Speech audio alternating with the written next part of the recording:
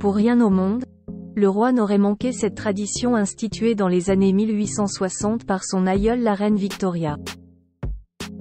Rencontrer les Britanniques méritants, bénévoles des associations caritatives ou culturelles, lors des 3 garden parties annuelles organisées sur les pelouses des jardins du palais de Buckingham.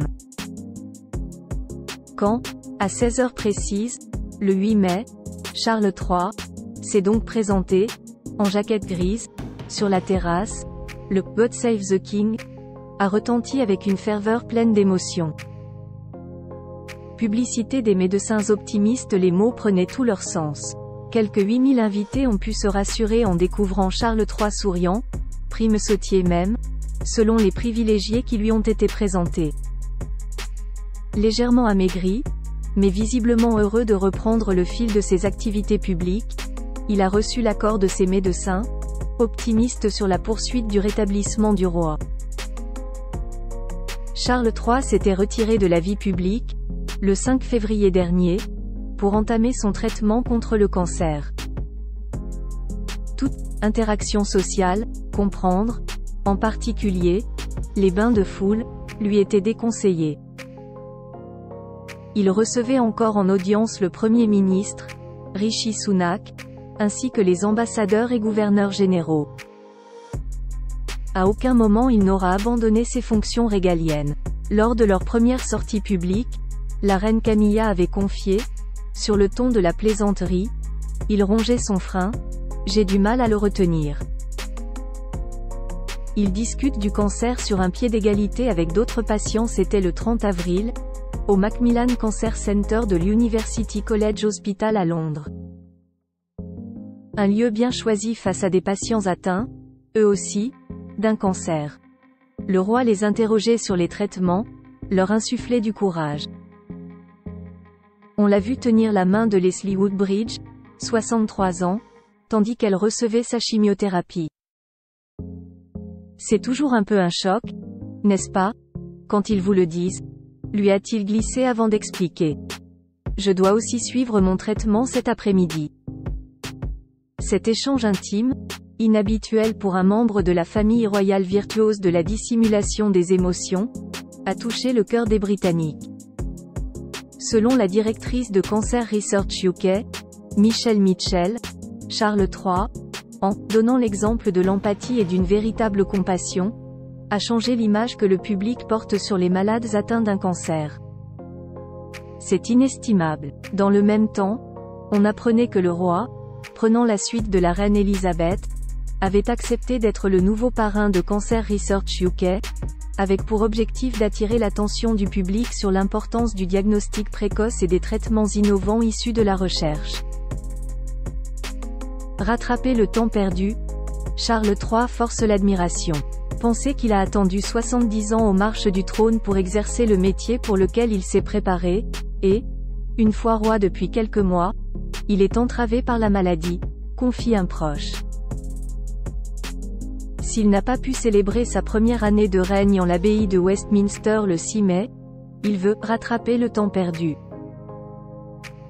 Le roi a demandé que l'on retravaille son agenda officiel en ce sens.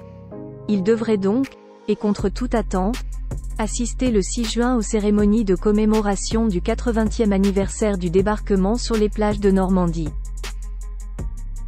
Dans la foulée, il présidera le Trooping the Colour, à Londres, et recevra avec tout le faste dont le Royaume-Uni est capable le couple impérial du Japon en visite d'État.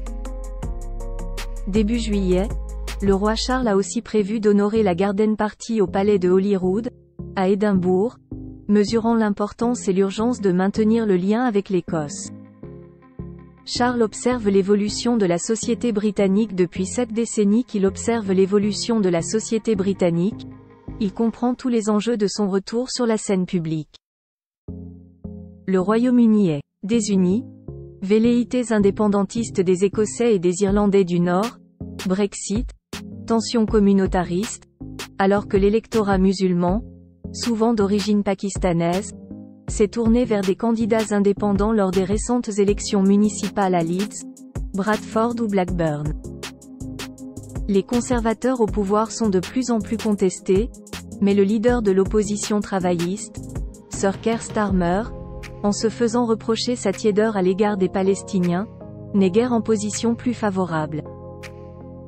Face à cette décomposition de l'échiquier politique traditionnellement bipartisan, Charles III a plus que jamais un rôle de pacificateur et d'unificateur à jouer. Il est le ciment de la nation, la couronne est ce qui rassemble et fédère toutes les composantes de la nation britannique, rappelle l'historien de la monarchie David Starkey. À condition qu'elle conserve cette force symbolique auprès des différentes couches de la société. La famille royale est réduite à son plus petit noyau, le contexte familial n'aide pas. Depuis l'annonce du cancer de la princesse de Galles, Kate, cette « chère belle-fille », dont chacun peut admirer l'engagement et le courage, Charles ne peut compter sur le soutien de William, qui a mis ses engagements officiels entre parenthèses pour soutenir son épouse. Les amarres ayant été coupées avec deux des membres controversés de la « firme », son frère Andrew, duc d'York, et son fils Harry, dont les critiques amères ne passent pas, la famille royale est décidément réduite à son plus petit noyau. Bien sûr, quelques esprits chagrins regrettent encore que cette première des Garden Parties ait coïncidé avec le service religieux des Jeux Invictus, à la cathédrale Saint-Paul, où se trouvait le même jour le prince Harry, venu des États-Unis pour l'occasion. Un temps, on crut que le père et le fils se croiseraient. Mais un problème d'agenda fut invoqué. 5 jours plus tard, le roi enfonçait plus profond la dague, transformant ce qui était d'abord passé pour un contretemps en preuve de relégation.